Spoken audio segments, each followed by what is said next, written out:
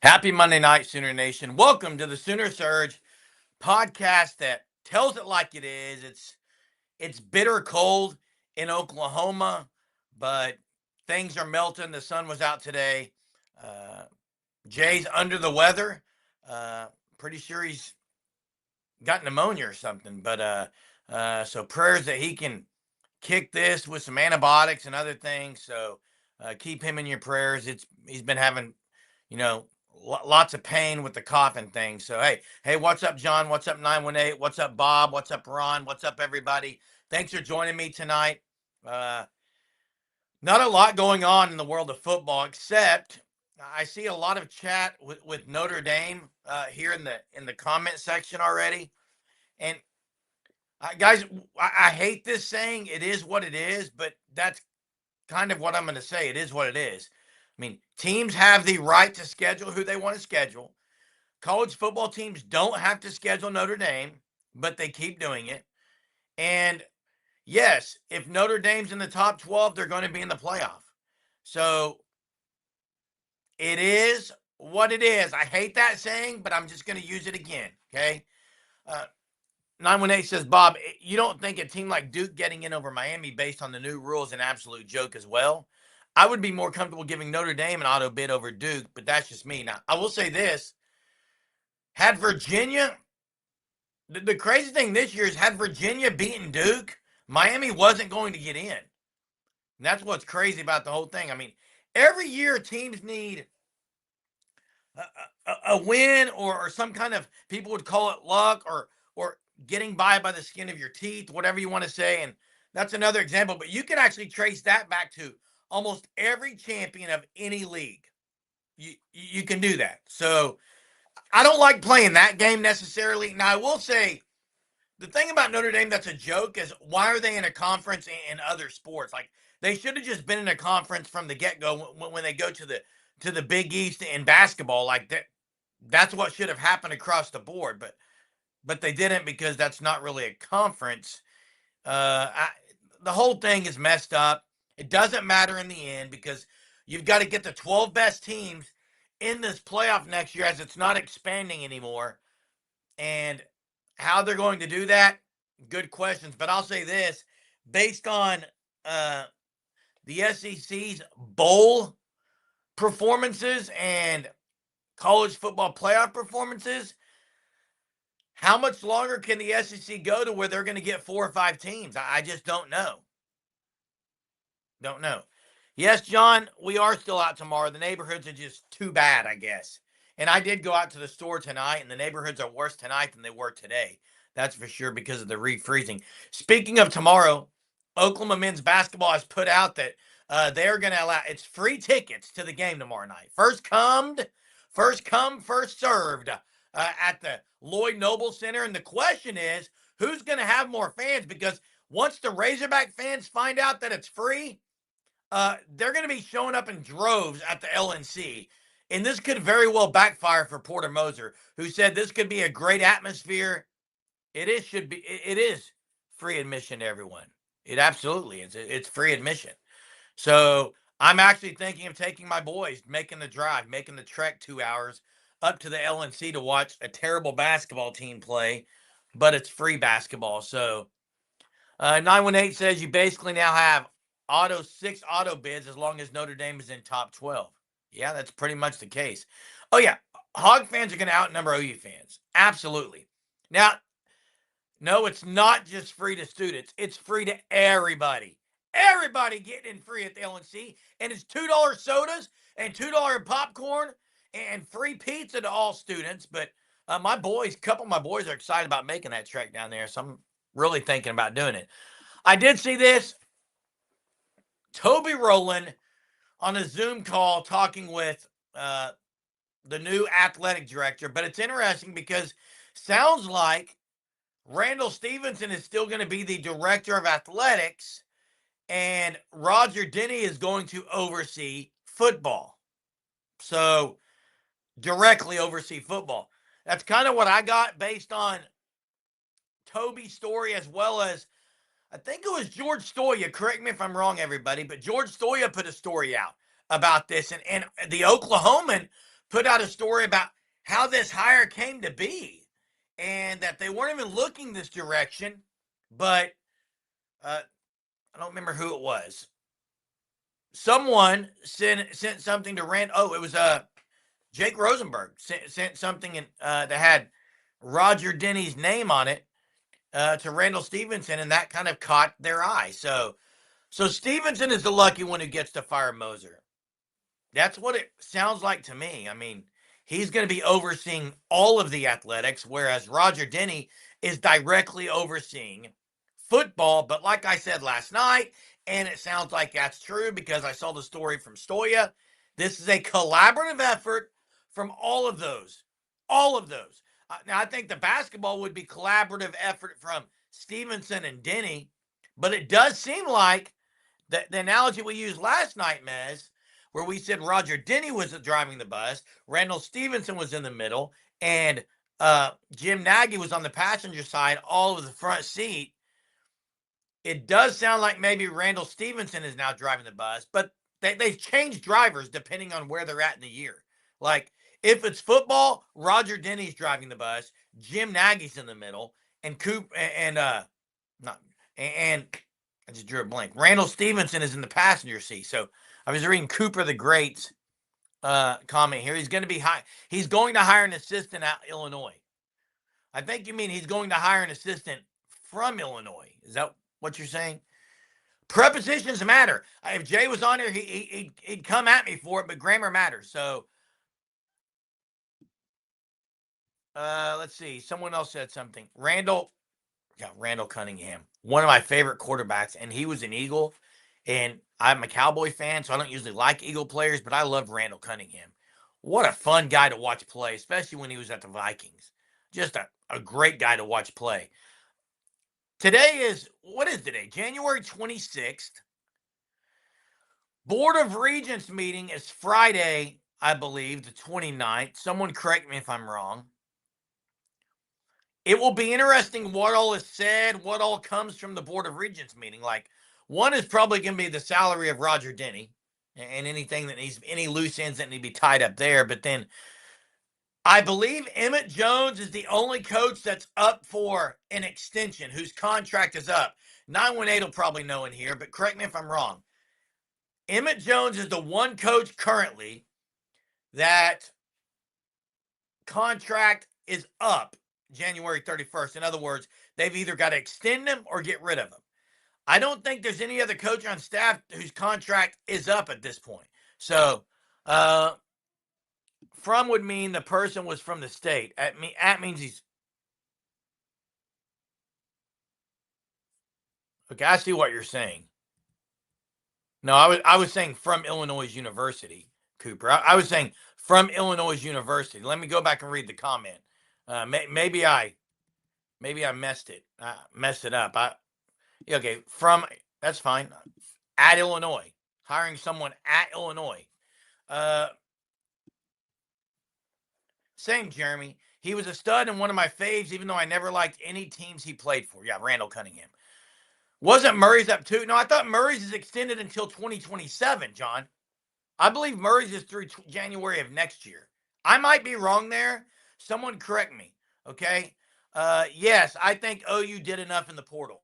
I mean, they returned most of their guys, and Nagy did a great job retaining those guys.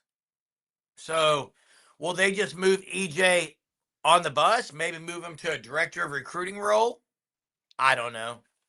That wouldn't shock me. I've said from the get-go, I just don't think he's going to be coaching there. And we got 3 days until the 29th. So, John Elway, I love watching John Elway when they had Vance Johnson, and golly, who were some of those guys they had? Besides Vance Johnson. Oh, not Mark Clayton? Who was the other guy? Who was the duo with Vance Johnson? Someone help me. Yeah, that's what I'm saying, Sooner fan. I'm gonna stick with it. I ain't changing. Who is the guy, Cooper? You mentioned that he's hiring a guy at Illinois. Who is that guy? I haven't seen anything, so I'm curious who that guy would be. And in what role would he be here at Oklahoma? That's the other question. What other role would it be? Who was the other quarterback? Receiver. I believe you wore number 80. I thought his name was Mark or man. Yes, EJ is still with the team. He's even been out recruiting with BV. So Vance Dance was a thing. So Vance Johnson was 82. Who wore it was either number 80 or 88. Who was that player? I thought it was Mark Jackson. That's it, Sooner Thrawn. Appreciate it. Thanks for triggering my memory there with Mark Jackson. Yeah, the question was asked, do I think OU did enough in the portal? Well, let's just go through it. Their offensive line is pretty good, and what they brought in with Caleb Nitta, who else? Harris from Arkansas, I liked. Like they brought in some guys, okay, and then receivers they definitely hauled in a good haul. Tight ends they hauled in a good haul. Edge rusher Kenny Oswaldo, great guy. Steve Atwater was your guy. Brent said, yeah, number 27, loved him. Now I have seen this. You look at OU's in the top 15 next year of odds to win the national championship. So they are moving in the right direction. I'm not sure I would. Man, national championship, we'll see. I think getting the playoff, they have to again. They have to. Cooper says, I don't know any of them. These new ADs typically try to hire people from their last stop. Look at Selman hiring Levy. Oh, so my question is, Cooper, are you saying that Roger Denny's going to bring in a coach from Illinois, like a Brad Underwood to coach the basketball program, or a guy there to help on the football staff, or are you talking about a guy in the front office? Because right now they don't have any front office needs, I believe. I mean, they technically moved Jerry Schmidt. They created a position for Jerry Schmidt. That position, something liaison, was not a thing. Correct? They created a position so they would not have to get rid of Jerry Schmidt. They created one. So if they're going to bring in a guy from Illinois, where would that position be? Are they going to create another position and pay him? Because that's going to take some NIL money away. When you pay guys at positions that there were no positions for. Now, I do think Jerry Schmidt's position was there as Woody Glass. Correct me if I'm wrong. Woody Glass may be the position that Jerry Schmidt took. It may just not be in that same exact role or title, I guess you could say. Greg, thank you so much for the super. I appreciate it. Greg Allen says, after Indiana, I'm done making natty predictions. Did you pick Indiana, or you're saying you're done because you called it like it was, or you're saying you're shocked that's who won the national championship? Thanks for the super. Appreciate any supers that are given on our channel. It helps us out. It encourages us.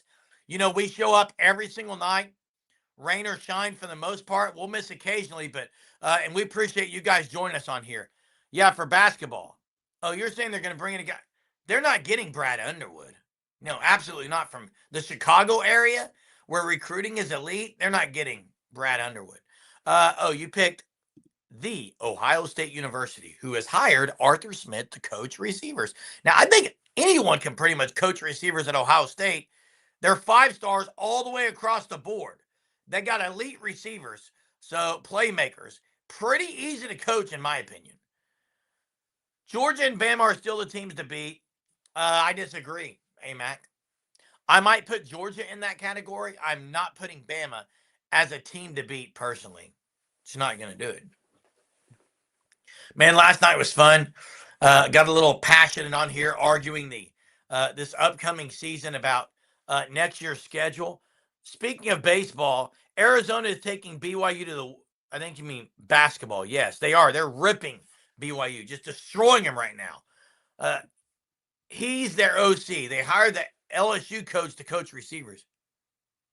Yeah, I thought I meant OC. I don't know why I said that. And I did see that. Yeah, they hired the LSU coach. I actually looked at that today because I was looking at who replaced Hartline, and that's what was jogging my memory. Arthur Smith is the OC, came from Pittsburgh. Correct. That's correct. Thanks for correcting me there. And the LSU coach is the wide receiver coach. OU's next basketball coach will be a young up-and-comer. An experienced coach wouldn't want to. I disagree. I disagree with you.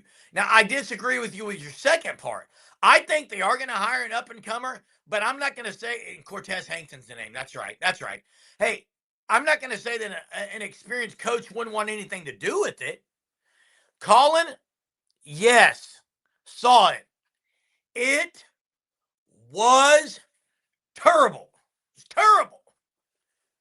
And unfortunately, that happened quite a bit at Oklahoma. It was more prevalent than maybe even shown, as many blocks as he missed. Now, it's going to hurt his draft stock. Like, and then when he goes and performs at combines, or when he goes and shows up at a free agent camp, if he's not drafted, because I'm not sure he's going to get drafted, that thing will stick out like a sore thumb.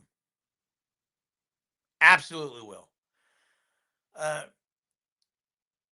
Dalpost want to say 2030, and that's what Cork says too. Yeah, I think it's 2030. That man, it's getting hot here. That is that's how long it will be. That's how long BV's contract was extended. I think DeMarco Murray's through 2027. Emmett Jones, though, his is over Sunday, I believe, the 31st. Sunday's not the 31st. So Thursday's the 29th. Got my days mixed up right now. 29th, Board of Regents meeting through the 31st, which is Saturday. Okay? That's it. Fanstop says, hopefully they hire a coach that knows the object of the game is to put the ball in the basket as many times as you can. Yeah, and the other objective is block out. The other objective is when the ball is loose, do what you can to get it. Dive on the floor. Hustle hardwood. I get fired up talking about it. I'm going to say something right now. If Emmett Jones, first off, I'm going to be shocked if he gets extended in the role as coaching receivers. Now, if someone wants to argue that they may move his seat on the bus, I would buy that. I just don't think there's any chance he's coaching receivers after the lack of development. If they're giving Satania's elite season credit all to him, I just don't buy that. Now, he probably has something to do with it, but it's been bad there.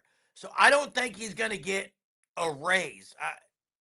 Correct me if I'm wrong. That's the phrase I keep saying tonight. He was already one of the higher paid receiver coaches, and I'd have to look it up, and I can't. I'm by myself here tonight. Maybe someone on here in the chat can look it up. I think he was one of the higher paid receiver coaches in the entire SEC. I believe that's true. I don't know who's going to replace Emmett Jones if Emmett Jones is gone. I would hope that they have a name. Jerry Schmidt is the new right-hand man for BV. And that's correct. I think I said it last night that BV would wanted to keep him because just the foundation that he's laid, the time that he's spent with BV, he knows BV really well. Woody Glass was the attorney, aka chief of staff. And now that new position for Jerry Schmidt, he's not chief of staff. That's what it was said he was going to be. But it's actually something performance liaison or something. Element liaison. I don't know. I can't even say what it is. Yeah, Roger Denny will clearly coordinate legal aspects as well as any collective bargaining that happens in the future, as well as coaching contracts and everything. Funny, is OU going to get a wide receiver commit January 29th? They might. And I don't know if he's going to. Woody was secretly fired. Coach Chavez should get a raise, as should Todd Bates. Both of those guys should get a raise. Okay? And I wouldn't say he's getting paid to do nothing. I don't know what this role entails. I don't know what the job description is, so I can't really comment on it. Did Caden Durham stay at LSU? Yes. Went back to LSU, entered the portal, went back. They paid, and he stayed. They paid, he stayed. It's not hard. It's a good rhyme. Drop that one because that's kind of the MO of everyone right now. They pay, I stay. OU, by the way, paid mightily for guys. It's not been publicized, but OU paid and guys stayed. And 918, thank you so much for the truth here. Emmett Jones is a top 3 coaching salary as far as SEC wide receiver coaches go. And guys, travesty. That is a travesty. I'll go to my two deep. Okay, I'll go to my two deep. And Daniel says EJ doesn't need that money. He doesn't need it, or he doesn't deserve that kind of money. I don't know what you mean there. At all on that one, Daniel. What you're implying on that? Like he doesn't need the money because he's loaded, or he doesn't need that money because he's not coaching well enough. Hey, check out the Fan Stop. This is a Fan Stop hoodie. This is a Fan Stop jacket. Check them out. TheFanStop.com. Sign up for the Shirt of the Month Club. Use code SURGE. You get 10% off your first 3 months, and do it by February 20th so you can guarantee the St. Patty's Day March Shirt of the Month, which is a green, beautiful St. Patty's Day Oklahoma shirt. New design every month. Free shipping to your doorstep. TheFanStop.com/OU gets you straight to the Shirt of the Month, but TheFanStop.com gets you to the page where you can just peruse it yourself. Will Elijah Thomas get playing time next season? I'll answer this. Yes. And that segues me into John's question by two deep. Here we go. Starting quarterback, two deep. You got John Mateer, and I think Witt is Bo Bentley's the backup. Witt is going to be the backup unless John Mateer gets hurt or is benched, and then Bo Bentley would actually be coming in.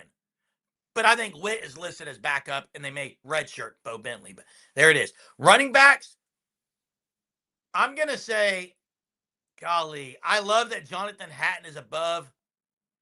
I love that Jonathan Hatton's over 220. But, I mean, that's the three-headed monster. It's going to be X-Rob, Blaylock, Jonathan Hatton, and I'm going to say in no order. Just those three guys swapping. At receiver, I've got Satania in the slot, Livingston on the outside, and Terrell Harris. My backups, I've got Elijah Thomas, Pettit, and Choice as the three backups. Okay, with Jacob Jordan as well backing up in the slot some. So I think those 7 guys are who's playing at receivers. Tight ends, you got the 3 that came in. Period. You got Hanson, Beers, and Vanderboer from Tennessee. Those 3 guys are your tight ends. They'll go 2 tight ends, set some. Offensive line, the starting line is and will be as follows. Jake Michael at center. Moving left, you're going to have EPL and Fasusi. Moving right, you're going to have Heath Azida and Foji. Backups, Hollenbeck will be a backup. Harris from Arkansas will be a backup. Caleb Nittle will be a backup. Who am I missing? Help me out, ladies and gentlemen. I'm Daniel Akinkumi will be a backup, and I'm missing one. But there you pretty much have it. Defensively, man, we're just not a defense. Defensively, you got Stone and Jackson in the middle. You got Wine, and likely, I'm going to go with Kenny Azawulu, but you're also going to have, at the edge, PJ and Okoye in the 2 deep. In the middle, Kenny Azawulu couldn't go middle, but you're going to have guys like Trent Wilson, Nigel Smith, Henry in the middle, Peyton from Georgia Tech. Forgot about him. Yeah, forgot about him. Jag. I think they're talking about X-Rob. Look, if Jonathan Hatton shows the ability that he can take it to the house and that he has better vision, I'm fine with playing Jonathan Hatton over X-Rob some. Like, X-Rob has been good at times, really good at times, has never just shown that he can do it all. I mean, I think he's a solid guy who needs minutes, who needs snaps, as all these guys could and do. But they've got to find their roles at the running back position. And I blame DeMarco Murray for most of that. I think the running back room is a room, I mean, you watch the NFL, you watch college football. Guys have roles. You watch Seattle the other night. Kenneth Walker, he knows his role. He's the starter. When they had Charbonnet, they both played, but there was a role. Like, they knew when their moments were. You have teams that have a third down specialist. I mean, you've got to figure out what the roles are of these running backs. And DeMarco Murray, frankly, just hasn't done a good job at all in that area. His personnel decision-making, his personnel decisions have been mid at best. The best thing I can say about DeMarco Murray is he has emphasized ball security, because if you can't hang onto the ball, he has benched you. He has shown that I'm going to highlight that ball security should be at the top of the list for playing time. You guys disagree? I mean, I think that's clear. It's night and day clear that that's what he emphasizes the most. Oh, they're watching me bring it. I'll bring you some more. I'll bring you some more. OU's run game has been terrible, and I've got plenty of reasons why. One, the scheme's been terrible. It's a terrible scheme. You can't show exactly. I apologize for that ringing. I don't know what's going. Can you guys hear that ringing? Not sure what to do on my end, but my phone is ringing, and I'm not sure what to do. So just ignore it. Hatton is a better walker. Hopefully Murray plays him and not bench him for butting heads about playing time. I apologize for that noise. Can you guys hear that noise? I apologize for it. X Rob 6, Blaylock 7.5, O line 4. I'm not following you. I got to go all the way back in the chat. Put it all in one comment. Look, Arbuckle doesn't stick to the run. That's a problem. To me, they don't run enough quarterback power. It's too much zone read. That's a problem. I do think that the line next year, going into week 1, is going to be more consistent than it has been in the last few years. Okay, way more consistent, way more game ready. These dudes all have big time games under their belt. I'm getting excited about the line, but change the scheme. Big time change the scheme. It's got to be changed. I've got to look at it in the offseason. And I hope Jason Witten can help with that. I'm not kidding when I say that. Bringing in a guy in with professional experience, great blocking, you got better tight ends. You've got to change what you're doing running the ball. You've got to try something new. Yes, I watched it. Hey, I watched Free Solo when it came out, and my oldest son was probably, I don't know, 9 or 10. We sat on the couch and sweated bullets on that thing. My feet were sweating ridiculously watching the original Free Solo when he climbed El Capitan. He got up there, if you remember that. The dude gets up there and then goes back down to his van and hangs. The guy's insane. The other night, he gets up there and he says, sick. Guys, even when he made it to the top, like I thought, I've been scared to death thinking he's going to fall down there. How his wife watches that, how he only got $500,000 for that. Are you kidding me? It's terrible. Terrible. If Matee could hit one of the 3 open receivers on every play, it would help. Yeah, that's true. And if they had a running game, that would help too. You're right. They go hand in hand. Kurt Signetti's headset he wore to coach Indiana national championship is up for auction. Current bid $4,000. Wow. Wow. That's insane. Did you mean off top? Yeah, we just talked about that. And I've got a statement to make. Is Alex Honnold the best athlete in the world right now? Is Alex Honnold the best athlete in the world right now? Dude is super strong, uber strong. I'm not sure what his jumping ability is, but it's insane what he's doing. Like, it is insane. And my thing is on that, when he does it, surely they could put a mat down on. Like, the fact that there's no mat. What if he were to fall? Would they, like, surely there is something in place. Like, they wouldn't just allow him fall to his death. Surely. It's crazy. Well, the word is he's being coached by Sam Bradford, who was pretty good in the pocket. Although, guys, I'm not sure Sam Bradford was the guy I would want coaching pocket presence. Now, he stood in there and took some hits, but the difference between Mateer and Sam Bradford is Mateer can use his legs, and he's pretty good outside of the pocket, maybe better than in the pocket. So it's a little. Now, Maybe it's because Sam Bradford's footwork was elite, because it was. I mean, his 3-step, 5-step drop was something to be just something to watch. Chris says, I want to see OU offense with an above average quarterback. Even with the running game, can you expect? You don't have to, Chris. If you can have a running game and just limit the quarterback mistakes, that's what this team needs. You're watching what Sam Darnold's doing. Now, Sam Darnold was very highly touted out of college, but he exercised put these demons behind him, and is now just not turning the ball over and making plays when they need them, but they're relying on the running game. So now, if this happens, now I agree. There's a lot of people, and I'd be interested what you guys think on this. There's a lot of people upset that OU kept Mateer. That's a fact. There are. But they did keep him, so let's move on. They kept him.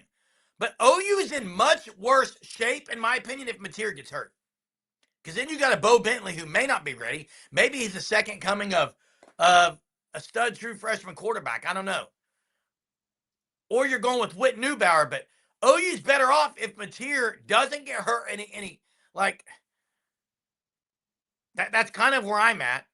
I think most people would agree with that. Like, you need him to improve and be really, really good. Yeah, his play style is similar, but he really needed work with mechanics. And I think Bradford probably had the best mechanics. Bradford had better mechanics than Baker Mayfield. Bradford had better mechanics than Kyler Murray. Bradford did have better mechanics than Jalen Hurts. Landry Jones had great mechanics in how he threw the ball. He had terrible footwork.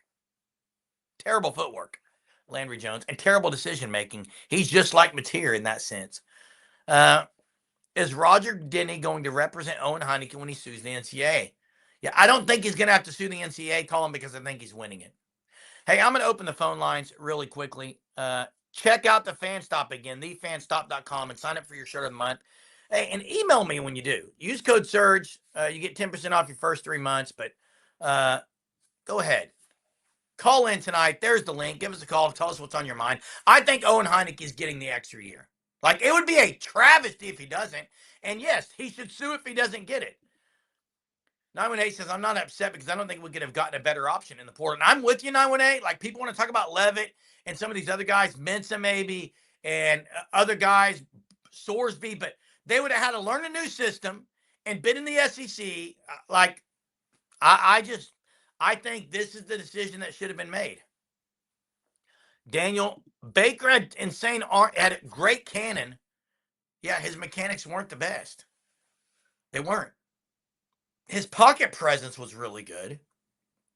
He would stick. Now, one thing Baker did have, maybe his mechanics weren't the best, but he had his head on a swivel. Mateer needs to get his head on a swivel and keep his arm inside tight. I don't know if I've got this set up right, so give me a second.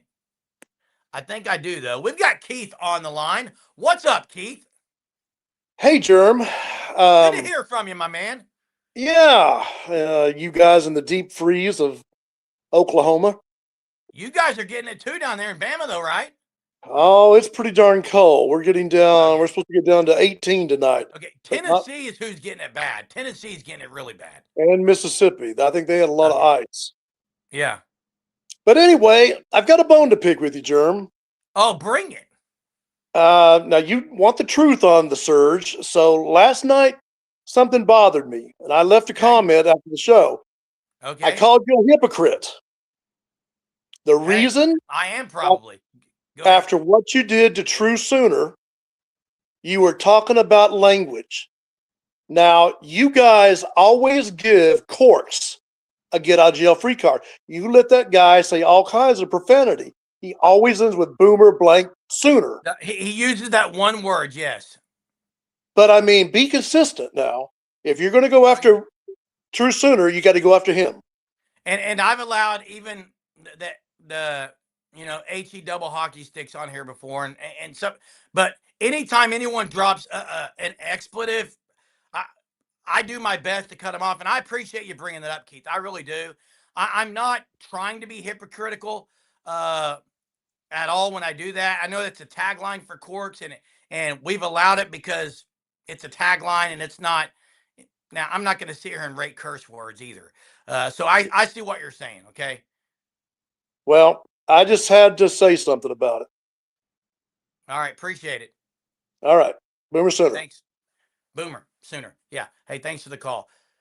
And I said I'm not going to rank curse words because I don't really like ranking curse words, but I think everyone knows what I mean when they say profanity, and it's kind of in the world of darn and other things that I've allowed. So yeah, I appreciate you bringing up. I don't mind self reflecting on what we do here, but there was more even to say the pettiness and all that. It was ridiculous last night, and that's why I kind of went at True Center.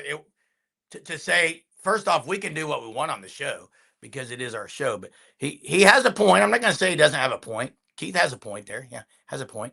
Hey, I thought there was someone else on the line, but I don't see someone. Yeah, and I think I don't want to get on a tangent about cussing and what's allowed. It's just how people say things, uh, the intent. And yesterday, I'm not going to even talk about that call yesterday. So let's just move on. Uh, am I a hypocrite? I think all people are hypocrites. I've been very hypocritical in things. So I'm not one to sit here and say I'm oblivious to anything. But I'm going to let court keep saying it. You know what? I'm going to let court keep saying it, okay? Call me a hypocrite. I don't give a rip, okay? Boomer Sooner. I won't say it. Mateer has been in the system 3 years and still can't see open receivers. Well, I will say the defenses were better. So I don't know how to react to that, because he throws for 4,000 yards 1 year. Uh, I don't know how I'd react to that. So I don't think it's that he can't see open receivers. I'm going to give you a very honest germ take on John Mateer. John Mateer played really at a high level all the way up until he had the thumb injury. I'm not blaming a single thing on the thumb injury. The fact of the matter is he played really well up until the thumb injury. His interceptions were down, all those things. He made big plays against Auburn, even with the thumb injury. Made big plays against Auburn in the second half with the thumb injury. Big plays against Michigan. He looked like a guy who may not be elite, but at least would make big plays when you needed him. Kind of had the moxie up until the injury. He comes back from to the Texas game sooner than he probably should have, and he has a nightmare of a game. Terrible game. Trash of a game. One of the worst games in the history of OU Texas as a quarterback. And honestly, that game, I think, that entered his head, and he was not able to exercise those demons out of his head. They danced in his head. They lived in his head. All those things. And he kept talking about the thumb. People kept talking. But then he had some time out. They made that time off. They made the playoff. He still wasn't great in other games. The Bama on the road, he didn't turn it over, but he didn't have great games. And in the playoff, he looks really good. He has things going, hitting good guys. And then he makes, he just cannot make it through a game without the mistake. And he started to get better, but to me, I would have spent money on mechanics and psychologists.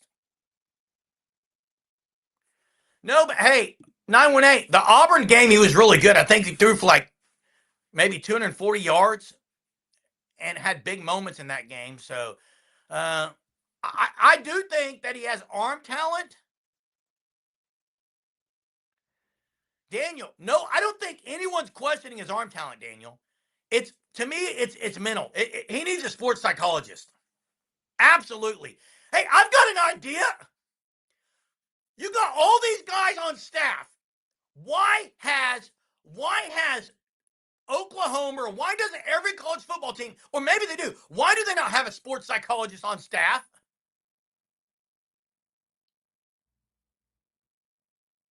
You're going to pay these guys millions of dollars. You need to have a sports financial advisor.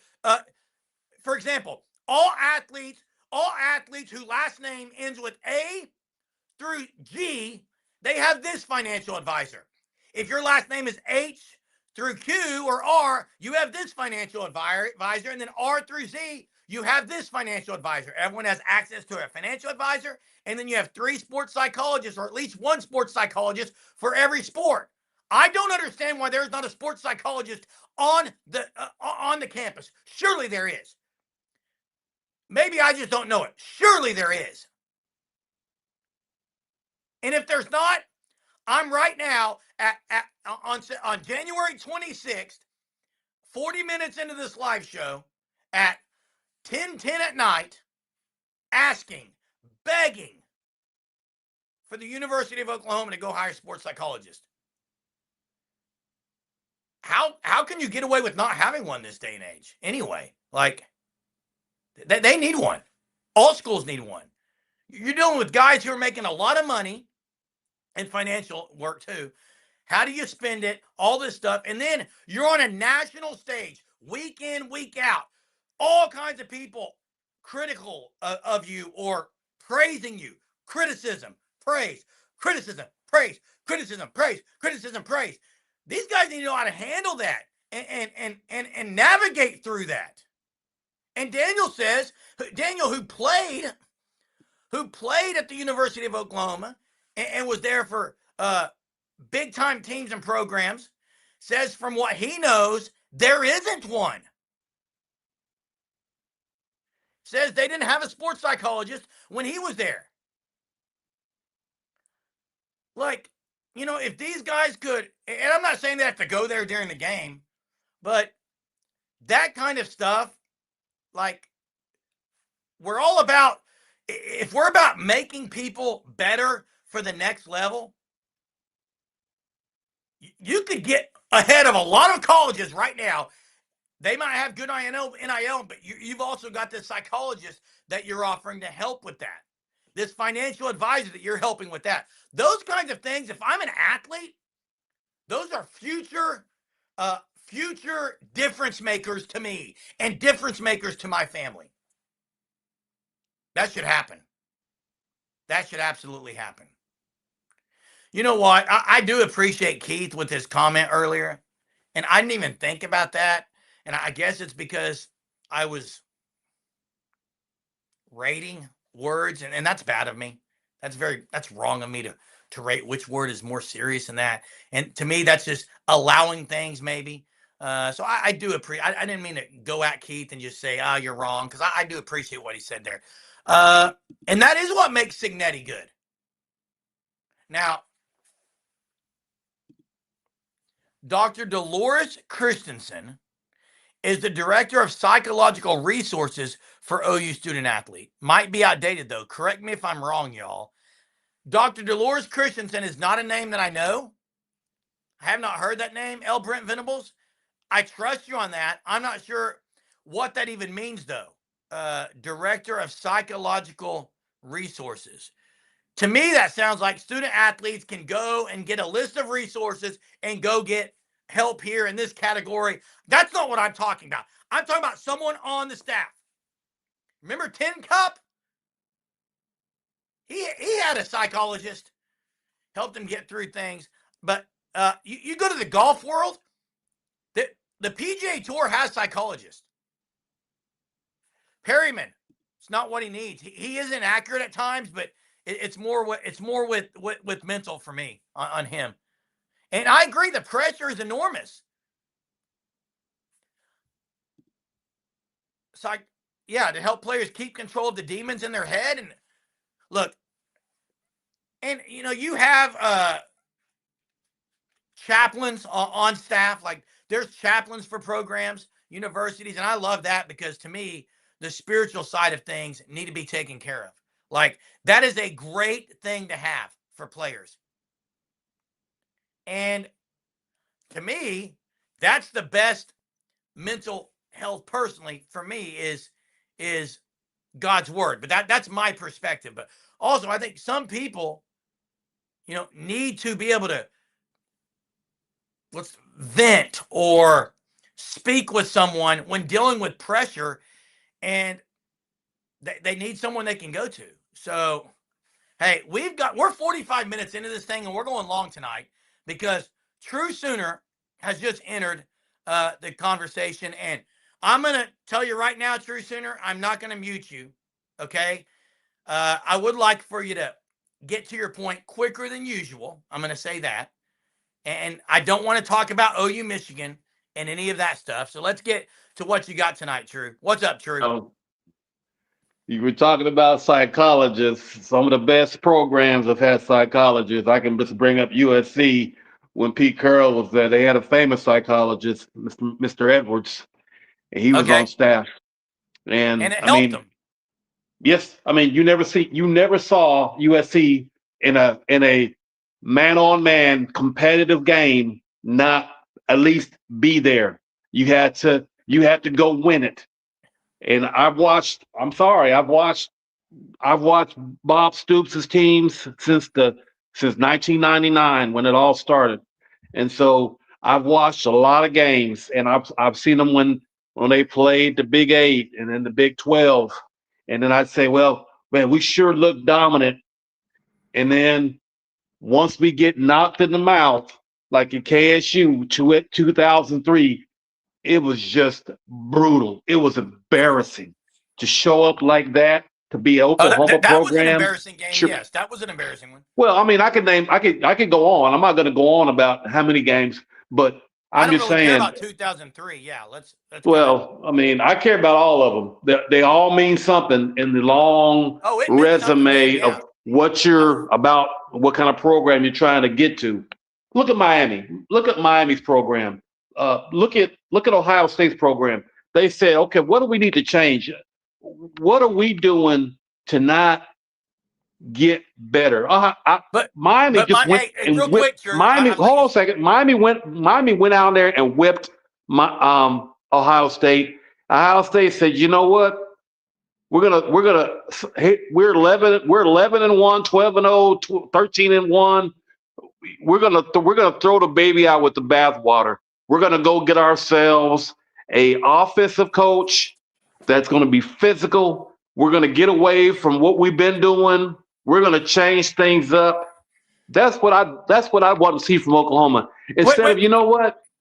Let's just go ahead and be let's be the Bob Stoops era offense without the offensive coordinator of Lincoln Riley. This Okay, just guy, just a minute. he's a decent individual. I have no doubt the offensive coordinator is a decent man, good family man, but he's not Lincoln Riley with the offense. He Can never we will stop be. with That Lincoln ain't Riley? And Lincoln Riley's not huh? there.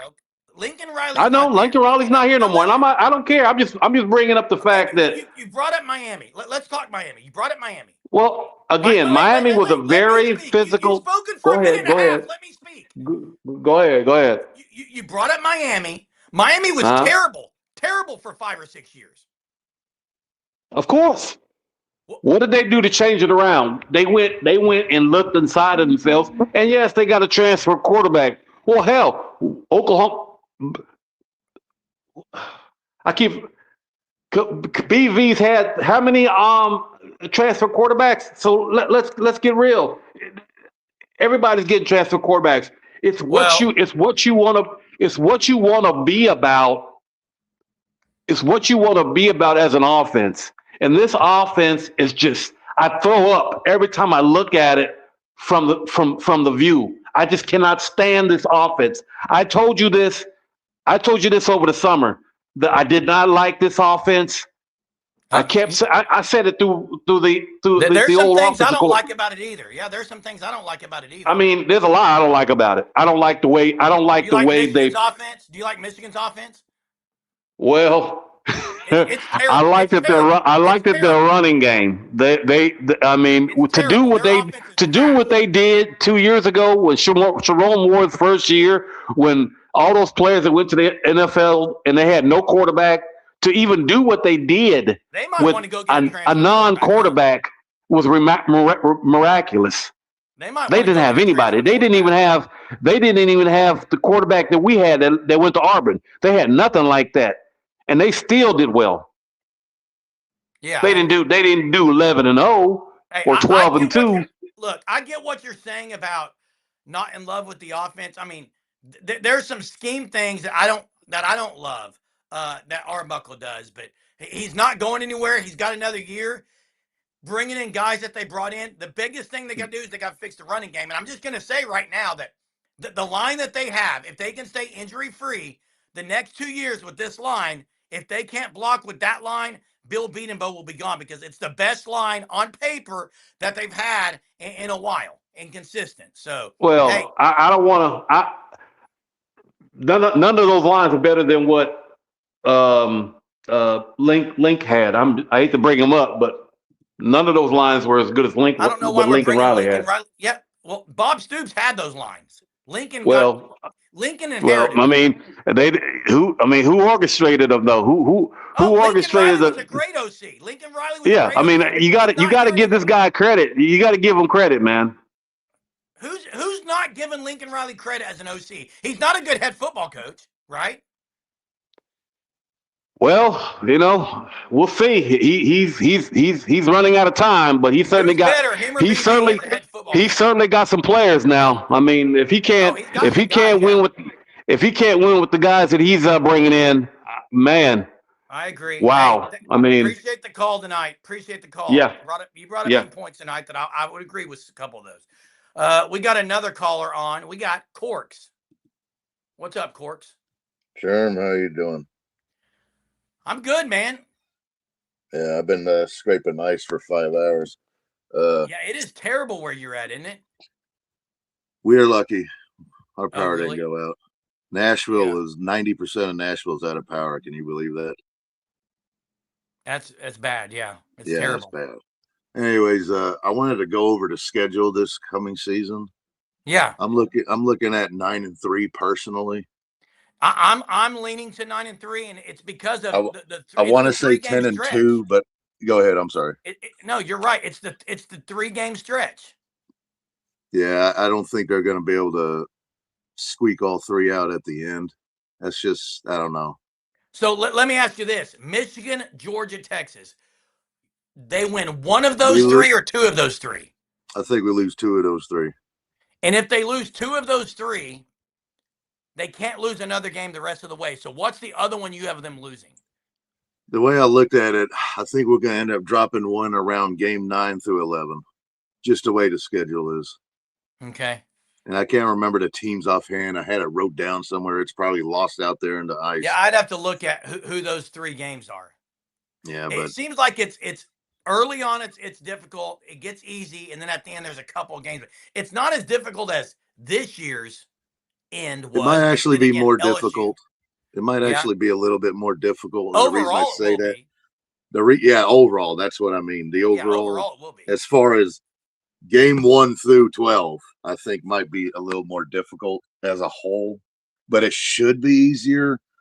But I don't think we're going to beat Georgia and Georgia. I know we're going to lose to Texas again. The problem is, are we going to slip up 2 more later in the year? Michigan on the road with Whittingham. I love Kyle Whittingham. That's going to be his first major game because I don't know who they play week 1. I think we win that game. I think we win that game handily. I don't know about handily. Going to the big house. Yeah. I know he's a great coach, but this is definitely the year to get his Michigan team. Yeah. Oh, I agree. Yeah.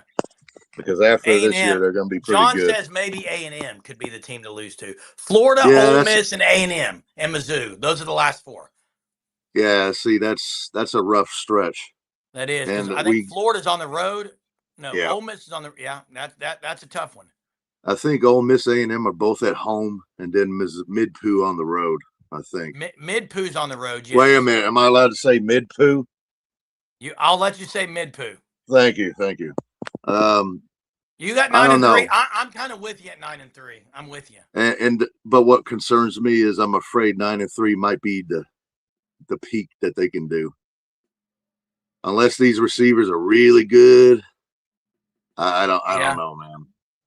Because And I think they are. They're better than what they had this year. But how much better can the running game and the offense be? That's the right, question. because well, you and I both know the running game is going to be trash. It's going to be trash. I like the line. I like the O line this year. I don't like it. You Not don't for like the running. guys on it?